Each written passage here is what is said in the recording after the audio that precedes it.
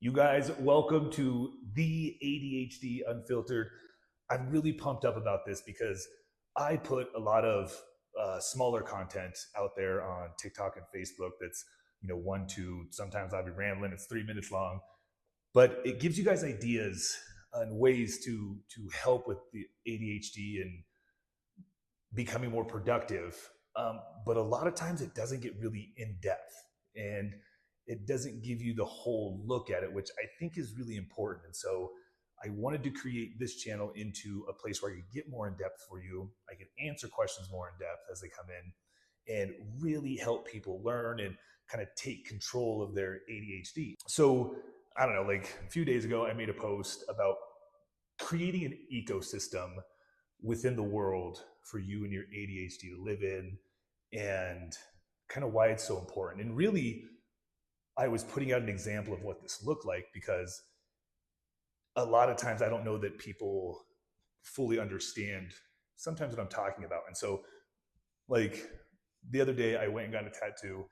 And when I was in there, I'm looking at all the tattoo artists' stations because they all have like crazy stuff on them, especially in a tattoo place. It's like the shit is wild that I can't even name some of the stuff that's up there, but it's wild. And so you can't help but to look around. And I noticed every station was wild and different and very eclectic, but it was individual to that artist. And these were things that probably created dopamine, made them feel good, made them feel happy, made them feel passionate.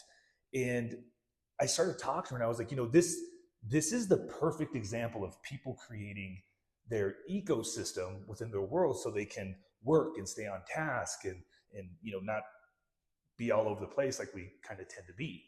So when I'm talking to her about it, I'm kind of pointing out, and I'm like, you see over here, and one of the artists came in and kind of started talking to us about it also, and kind of about what they had at their station and why. But these are the things that we have to create within different aspects of our life. So it could be like maybe work, right? Maybe you work in an office, kind of bland and boring. It's quiet. There's not a lot of music, that sort of thing.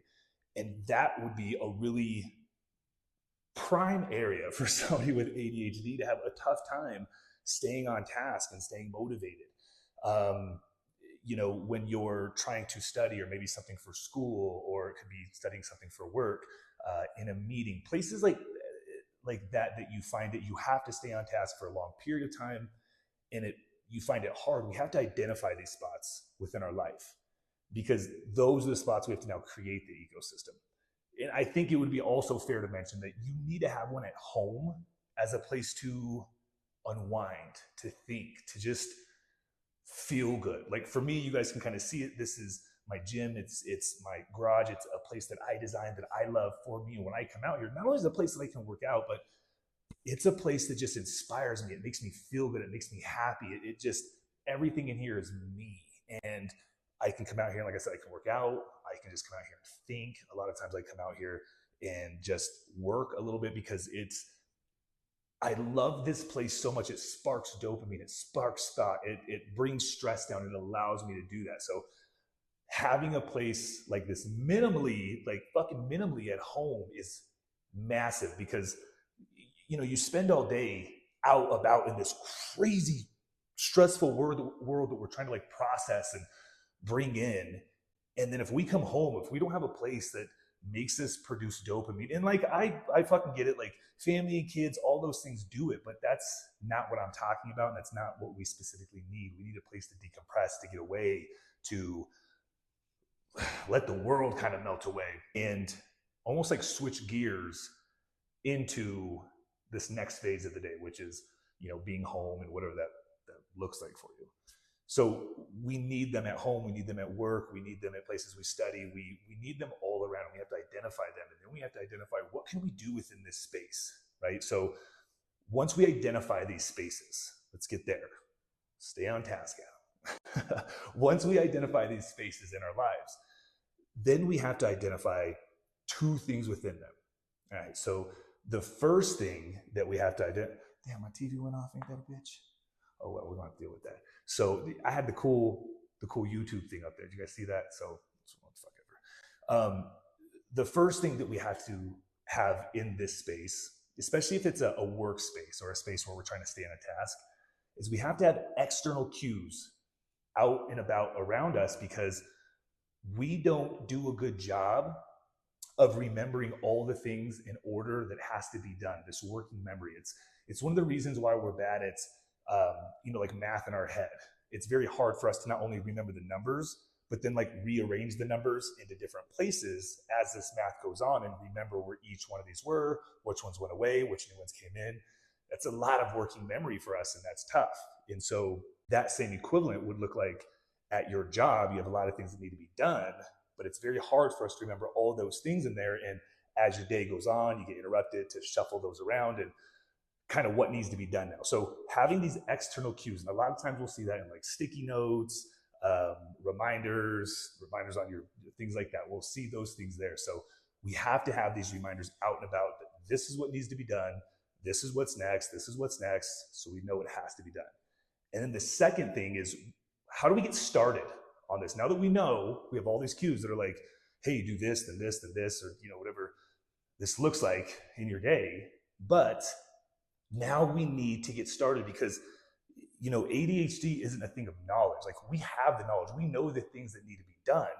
It's just hard for us to remember them all, put them in place, rearrange them all around as our day goes on, because our days are ever shifting. They're never just one way all the time, which would make it so much fucking easier for us. But they're not. So we have to figure out a way to get started, because we have the knowledge.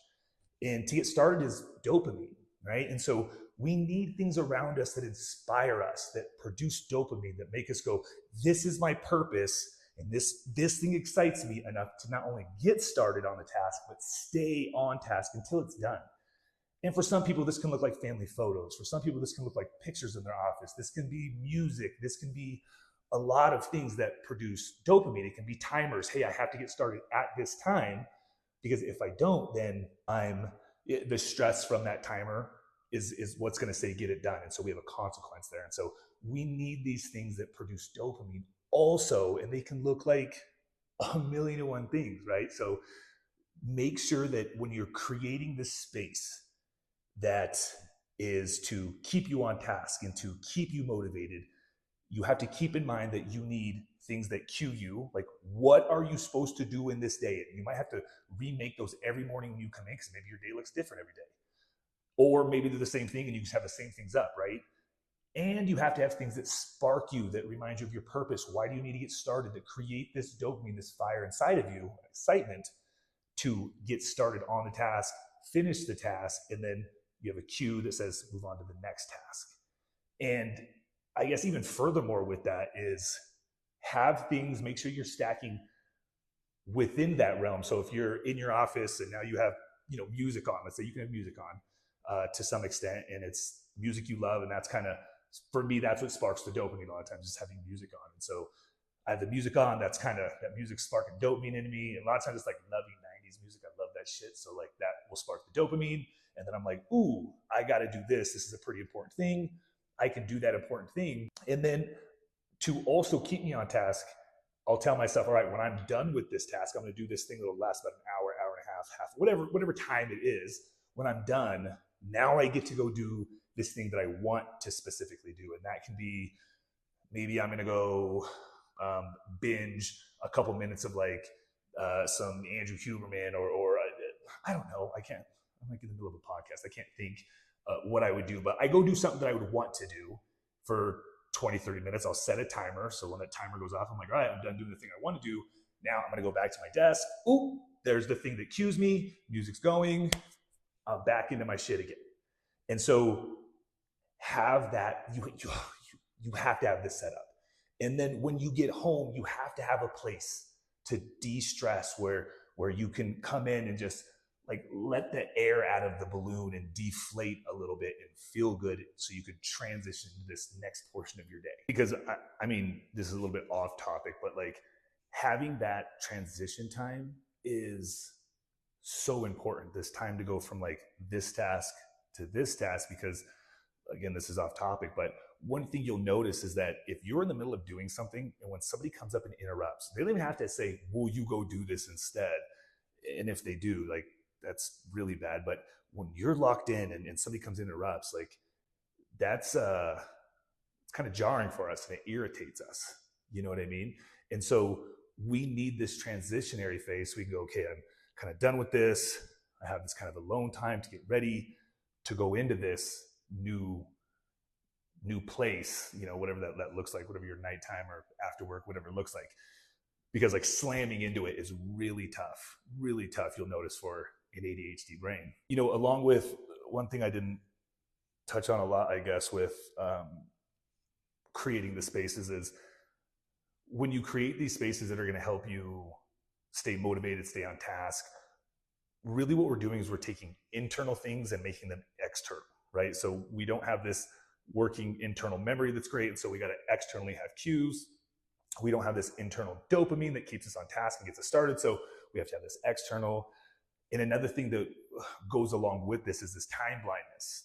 We don't have this internal clock that says, hey, it's time to transition, or it's time for this. The days and times can just kind of slip away from us, and then before we know it, we were just kind of lost the day, and it wasn't as productive, and we didn't get as much done. So again, since we don't have that internal clock, we're going to externalize that clock. We're going to bring that outward, and we're going to make sure that we have clocks literally everywhere. In my office, I have a clock I have a clock right here. I have a clock. I don't know if you can see the reflection behind me. I have 2 clocks in this little gym. I have 3 clocks technically in my office. I have one in front of me, one that's on the computer, and one that's behind me, because everywhere I turn, I want to be able to, every time I pull up, I want to be able to look at the clock and go, it's this time. I know I have to, I'll give you an example. So I have to go pick up my son by 3. And so today, and I was like, all right, I want to film this. I have all those clocks. And so I was constantly looking over at the clock as I'm doing stuff prior to this to go, all right, I know I got to leave by this time, and I'm going to need this amount of time to accomplish that task. So I've got to stop what I'm doing at this time so I can start filming this and then still get off to get my son. But I was only able to do that because I had this constant clock reminder, it was almost like being in a race. Even though I wasn't racing it, I was just constantly looking to see what that clock was so I could make sure I was staying on task. I'm kind of putting myself against that clock to say, how far into this should I be for how much time I have left? Do I need to speed up? Am I on time to get done on time? That sort of thing. So it takes that internal clock we don't have, it brings it right in our faces, and then we can, I don't know if I'd say it's creating a game out of it per se, but I'm definitely looking back at it and saying, okay, I'm comparing where I'm at to where I need to be or where I want to be at the end so I can move on to that next task, and also be cued that it's time to move on to the next task. So that sense of time, that internal clock is something we have to put just right in our shit. It's just got to be right there. You know what I mean? So at the end of it, when we're creating these spaces, you've got to make sure you're taking 3 of these internal cues that we're not good at, and you're shoving them in your face, but obviously in a way that's cool with your boss, because he's not going to, or she's not going to want to walk in and see all this crazy ADHD shit all over your office. If that's what I know mine would. So make sure you're obviously getting it cleared there, but we have to make sure that we're taking our internal clock, we're putting it outside. We're taking our internal dopamine and we're putting it outside, and we're taking that internal memory we don't have and we're externally putting it right there. And if we do that, we can be so much more powerful and successful in what we do every single day. Guys, that's all the time I want to take from you today, but hopefully you save this, you subscribe, make sure you subscribe, make sure you hit the bell, make sure you know when these come out, because my whole goal is making your life easier with ADHD, and that's what I want to do. And I can only do that if you guys help me do that. So make sure you hit that fucking subscribe button. Peace.